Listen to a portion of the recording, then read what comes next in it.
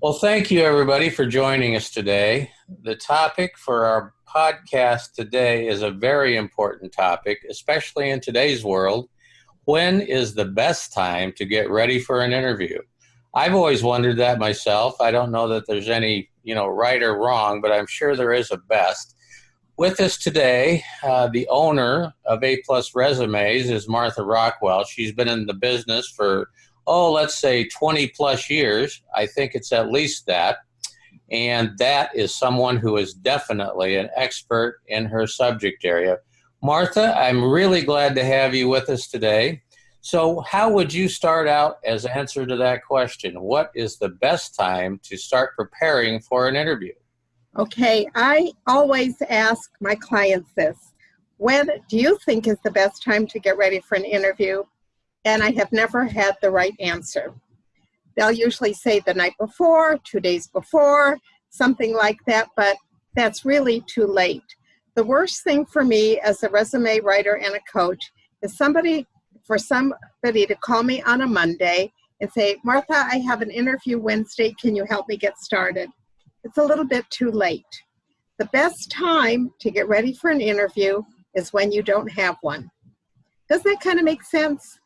Because let's say hypothetically you decide you want to look for a new job or maybe a promotion.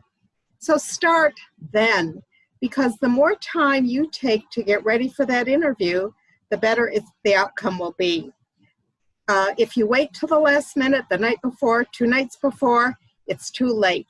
You're going to find yourself cramming, a little bit nervous, and not have the confidence that you should have for taking the real time it takes to prepare. So that's kind of a surprise to most people. What do you mean the best time is when you don't have one? Think of how much time you can put into the actual interview practice if you're not under pressure, if you're not under the gun. And that's what's really, really important. So I'm telling you, the best time to get ready and to start preparing is when you don't have an interview scheduled. Does that make sense to you, Randy? It does, but I'm probably not telling you any big surprise here, but it goes counterproductive to most people's thinking. The last thing in the world they think about is preparing for an interview when they don't have one. But I totally understand your point. That's exactly the way it should be done. In terms of preparing for an interview, do you prepare? Is there certain things that you prepare for in every interview? And then do you add on some special attractions depending on what company you're interviewing for or perhaps what position? Okay. So the most important thing is deciding the position that you're going for. Then look at the job description of that particular company. See what they're looking for, because when you go to an interview, they want to know 2 things. Can you meet the requirements of the job posting or the job description? Number 1. Number 2, can you make money? All companies are interested in making money. So look at the job description. Then, of course, your resume has to qualify you for that position as well. So I'm assuming that if you're going for a position, you've already got a resume that's going to help you, number 1, get the interview. That's important. Then after you look at the job description, kind of get an idea of what they're going to be asking, and then I would get a list of interview questions and write out your answers to interview questions. Can you hear? I've lost you. No, I'm still here. Okay, I lost the picture. Oh, you lost the picture? I can still see you. Oh, okay, well, I can't see you. But anyway. That's probably a good thing. All right. Are we recording that? Yeah, we're recording, but I'll edit it out. Go ahead. Okay. Go ahead. So what was my last thing? I can't remember. We were talking about that might be a surprise to you when to prepare. So number 1, let me reiterate. Number 1, your resume has to be updated appropriately for that particular position. Number 2, look at the job description. Find out what they're looking for, and then take a list of interview questions that will apply to that particular position, write out your answers, and practice, practice, practice. Now, one of the biggest problems I find in interviewing is how do you answer that first question? Tell me a little bit about yourself. That is one of the most important parts of the interview itself, because the minute you open your mouth, they're going to decide if you're the right person for the position. So I really need to focus on that first introduction question. Tell me a little bit about yourself. And you have to really, really have a good answer for that question. It should not be a dissertation on your life. They call it the 15-second introduction or the elevator speech, which means it should be no longer than 15 to 30 seconds. You've got to hook them in that first few seconds to at least start the interview off on a positive note. Now you mentioned, Martha, that this is not a time to give them a history of the world part 2 as related to your life. What, in terms of that 30 seconds, 45 seconds, whatever you think you would want to prepare for, what kinds of things would you make sure were there? Okay. I have an outline that I give all my clients for their 15 to 30 second introduction. The first thing you want to do is thank them for taking the time to meet with you. Let them know how you heard about the position. It could have been something you saw online. It could be a referral from someone. So the first thing you want to do is thank them, tell them how you heard about the position. That's number one. Number two, talk a little bit about your background, what you've done, and how you qualified for the position, a little bit about your work history. The third thing is, and I do this with all my clients, I say to them, you say this, let me share with you 3 things that set me apart from other people that you will be interviewing. Now, you want to say, let me share 3 things that will set you apart from other administrative assistants, other sales representatives. Put that job title in there, and then you say, you give them 3 things that set you apart from other people that they will be interviewing. Then you close the interview by thanking them again for taking the time to interview you. And then you say, I really am interested in this position. I would like to know more about what you're looking for, and I'm sure you'd like to know more about me. What other questions do you have? If you end your introduction with a question, that segues the conversation back to the interviewer, and he will know to go to the next question to ask you. And I have an outline for this introduction. If any of you are interested, please go to my website and request it, and I will be glad to send it to you. I do have a question around that, Martha. Okay. In terms of interviews, what recommendations, what advice can you give someone who gets into an interview where the interviewer just wants to run it from A to Z and you're having a really hard time getting a word in edgewise? Well, you really have to take control of the interview itself by pulling the interviewer back to why you're there. That's a little bit of a dicey situation, and I think you're going to have to be quite tactful.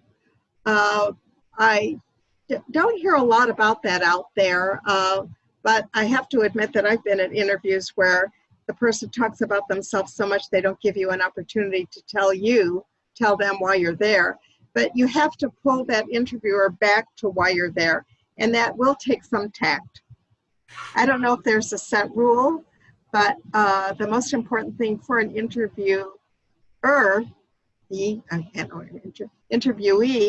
is to pull that person back to reality and why you are there. Like I say, it's going to take a little bit of tact to do it. Is that adequate?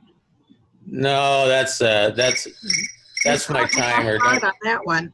Don't worry about it. We're going to keep talking because we're not done yet. That was 10 minutes, believe it or not. You've already finished 10 minutes. Really? So my next question was, you really led right into it. How much control do you feel the interviewee needs to take in the interview? And the Okay. question is should they try to control it half and half? Should they try, depending on the situation, should they take over if they're capable? Now, granted, you said earlier in the podcast that this takes some tact, but do you think that they should try to wrest control away from the interviewer if it's going a totally bad direction? I have to be honest with you that all people that interview may not be very good at it. And it's really up to the interviewee to assess each individual situation. I don't know that there's a pat answer for that, but if you can pull it back, not necessarily in your control, but where you have the opportunity to tell them why you're the best candidate for the position. I don't think it's an easy thing to do. I don't know that there's a set rule, but it's going to take a lot of tact if they're running away with it and not giving you an opportunity to at least tell them why you're the best candidate, because that's the purpose of the interview, is to sell yourself. And not all interviewers give people that opportunity, and they really should, but you're never going to know till you get to an interview how controllable, how the interview, I'm getting mixed up with the interview and the interviewer, the interviewer may have in the situation, because it's an individual thing. Not all people that interview really know how to interview. So would it be a fair statement, Martha, that, based on that comment, that if you're in an interview that you may be sitting with an interviewee or a hiring manager or what have you that doesn't do this every day of their life. So you should feel it part of your responsibility to make sure you get your point across, yeah?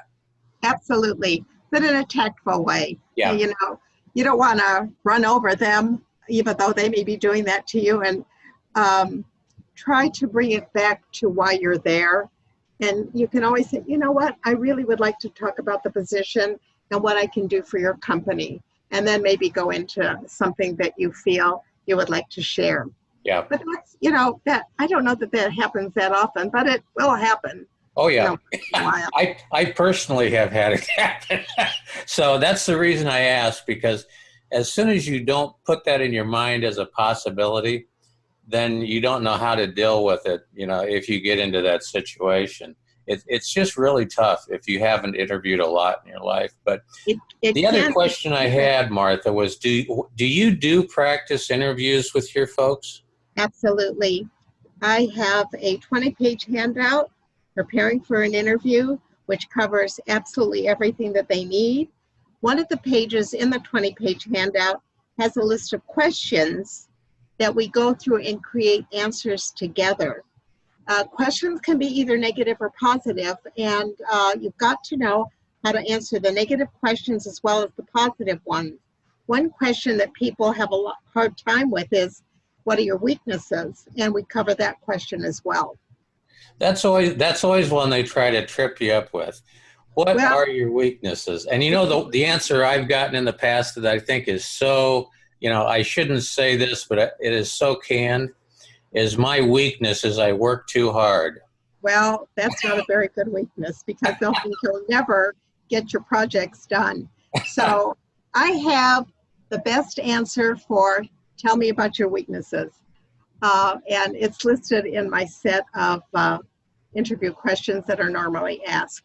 Well, that's really great. We're kind of running down on the clock here, Martha. So I really appreciate you spending time with me today to really talk about the topic of when to prepare for an interview, how to prepare for an interview, and what to prepare for an interview, because it's really a stressful time for most people.